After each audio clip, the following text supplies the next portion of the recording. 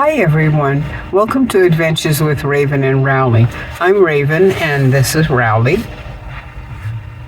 For the previous 5 years, we've lived full-time in a Class A and then in a fifth wheel. But for the last 9.5 months plus, we've lived full-time in a converted 6x12 cargo trailer. Last week I talked about my new teeth and the strange stuff that happened that past week. This week I'll talk about how I got scammed and some other stuff. If you're curious, please join us on this journey and continue to watch.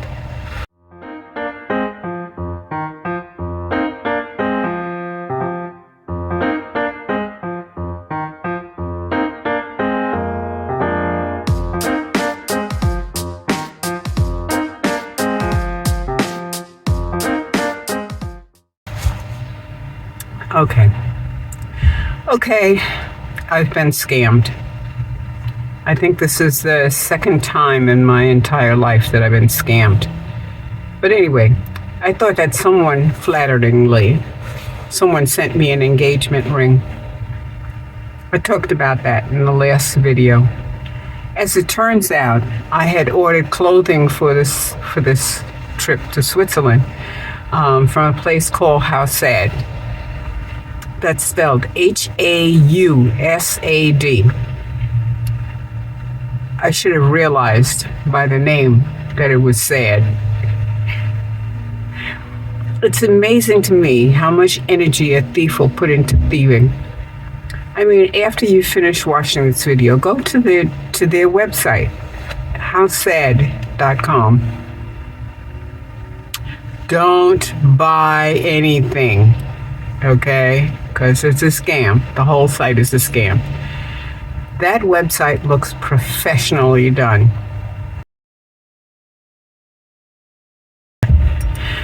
Then go back and look for the reviews for the website. See how many hundreds of people have been scammed out of $40 or $50, as many, and a few of them upwards of $300. Most of these people get a ring, like I got. So they're engaged to a bunch of people. False engagement, you know. Anyway, but some of them were really unlucky in love and didn't get a ring. I've created a couple of dozen websites over the years. For the current websites that I've done, see my link below. I know how difficult it is to make them. And even just making a fluke website like this with the information, the pictures and whatnot probably gleaned from other sites must have taken them hours. Lots and lots and lots and lots of hours, if not weeks. It's amazing. Of course, with the money that they've been stealing, they could afford to hire a professional group to make their website. Now imagine how much this person who created this website, which is really beautiful by the way, put that much effort into creating a real business. It's amazing. I didn't see this list of reviews, which is on their websites by the way. I looked other places, never thought to look at reviews on their own website. Anyway, I didn't see those reviews until after my package didn't arrive after almost 6 weeks coming from China. I don't have anything against the Chinese. If you look around, most of the stuff you own is Chinese. If you want electronics, it's Chinese, okay? So let's get over that. I wrote to the company in English and Chinese requesting a refund. I used Google Translate. And then I found the reviews. If I get a response, which I don't expect because of the reviews, people said they wrote, 3, 4, 5 times and never got an answer, never got a reply. If I get, if something happens positive, I'll let you know, okay? They mostly got a rating of 1.2 stars. I don't know where they got that 0.2 from. But so instead of sending the $55 worth of clothes that I ordered, they sent me an adjustable glass engagement ring. And it wasn't even the right side. I mean, even adjustable. Anyway, so my thought is, don't buy from a company called Hausad.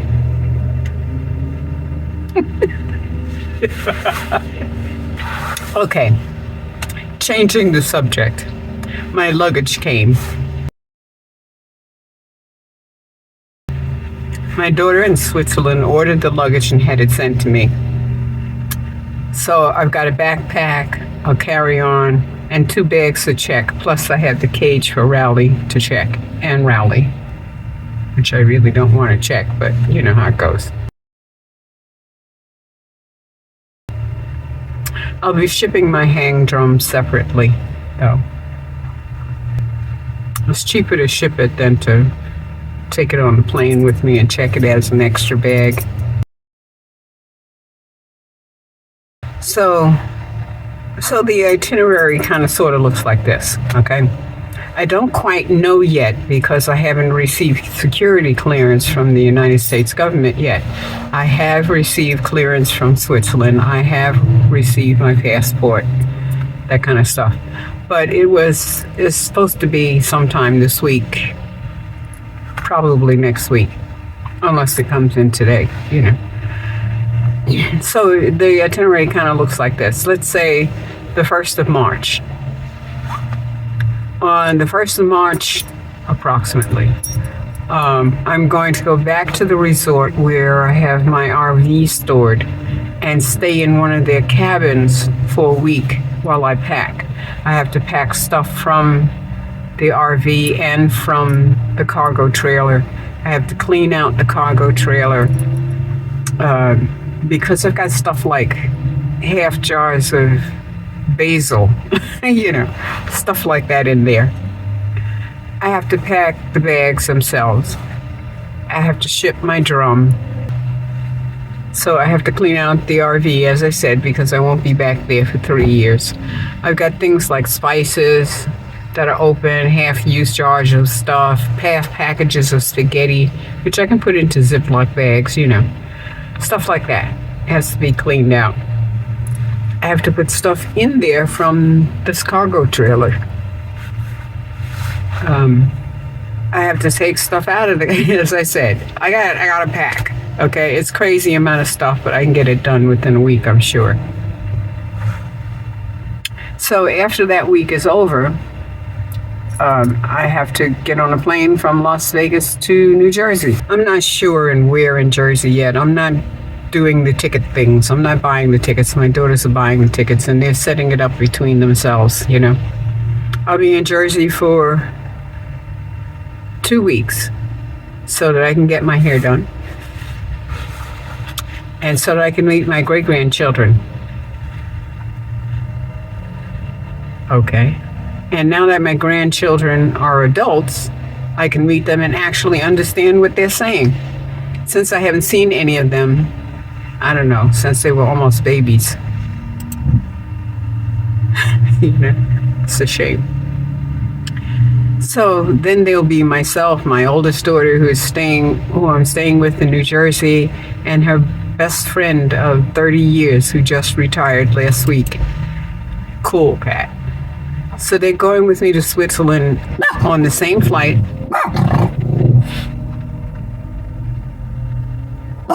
Hey you, I'm recording. Oh yeah, come here.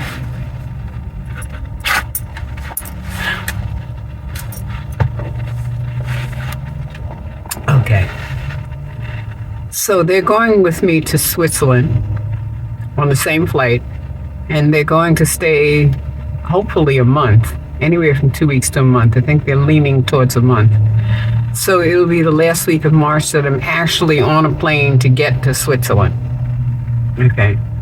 My niece and her daughter will be staying with my daughter in Switzerland the last 2 weeks of March.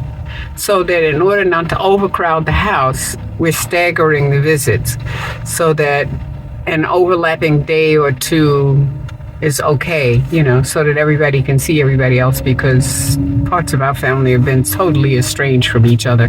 Not for any particular reason except that we just live all over the world, So while they're in Switzerland, they want to make an overnight trip to Paris. And I'm seriously up for that, let me tell you.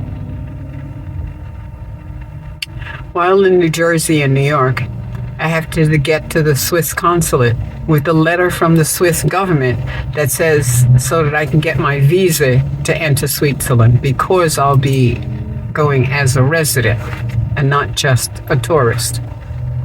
I really don't know how long that takes, but from what I'm gathering, it's going to be pretty short, maybe a day or two, maybe even the same day, At the same time, somewhere in there, within 10 days of actually getting on the plane to go to Switzerland, I have to get Rowley to the vet again, because I'll be staying there for at least 2 weeks.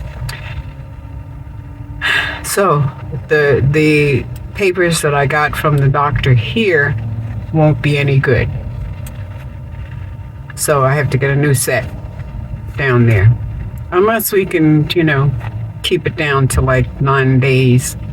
But I go to New York, see the family, and within 10 days get on the plane again to get to Switzerland. So anyway, they're working that out. So I need to get a new certificate of health for Rowley so that he can get his passport, either that certificate of health or the new one.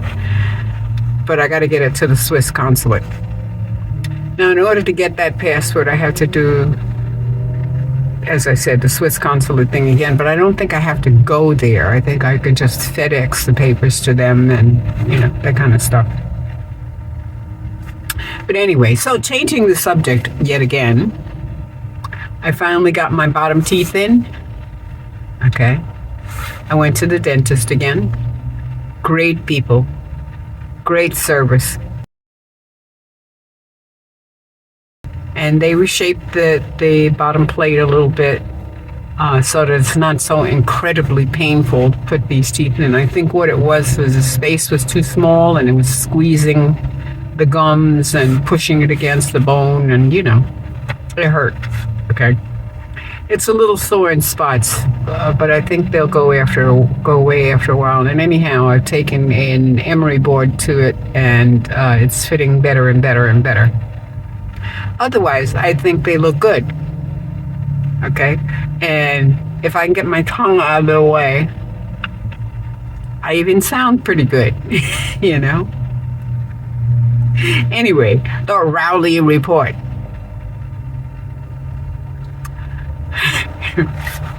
You notice how quiet he is, right? I sleep on a modified single bed.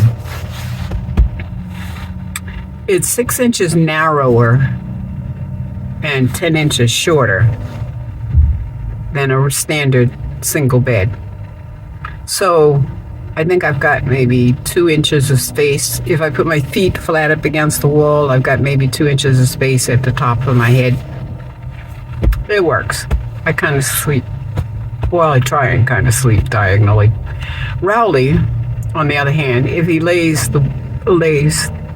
on the bed, he's usually directly across the bed. I mean, perfectly, and usually in the center of the bed, across the bed. Takes the whole width of the bed. Makes sure his tail is out there, his nose is stretched out, his feet, everything. So he totally covers the center of the bed. And he does that every day. This causes problems when I'm trying to go to bed, right? When I'm trying to lay down and go to sleep. I've tried to get him not to lay across my knees, because that's another thing he does. He either lays across my knees or he lays across my feet, my ankles, while I'm trying to sleep. So I'll wake up a couple of times during the night and kind of push him over or move him over. And I kind of try and drag him up towards the top of the bed, so he's like behind my back or whatever. So he's comfortable. He's near my body, and he likes that. And then eventually, anyway, he gets up underneath the covers. He wants to get to sleep under the covers. Usually waits for me to go to sleep before he gets up underneath the covers. Sometimes he'll go early. Personally, I don't know how he doesn't suffocate underneath there, because there's nothing but, his exhales carbon monoxide, carbon dioxide, But anyway, he seems to like it. And actually, I like it too, because he's nice and warm, Unfortunately, the night before last, he decided to get underneath the covers, but he was not only snoring, which he doesn't do very often, but he also decided to fart. Now, dogs, when they sleep together, have a tendency to sleep with butt to head, or cross each other. That's probably why he lays across my knees and whatnot. And it's a method of keeping themselves safe in a pack, Since somebody looking out in all directions, that means his butt was near my head. Now, if any of you have dogs, you know that dog farts are deadly. They just seriously are not the most pleasant of things. And when you're sound asleep and you wake up choking, it's bad. Okay? This reminds me of a dog I had about 35 years ago. Her name was Lady. She was the cutest, well-behaved, the sweetest little baby. She was a little bit smaller than Rowley, but not much. But anyway, she got into a row with a skunk once and decided that she had to be in my bed because I could help her. Thanks for watching. Please subscribe, share, and share my videos, okay? Also, click the like button and the notification bell. And thank you for your support, and thank you for watching. Take care of you and yours, and blessed be.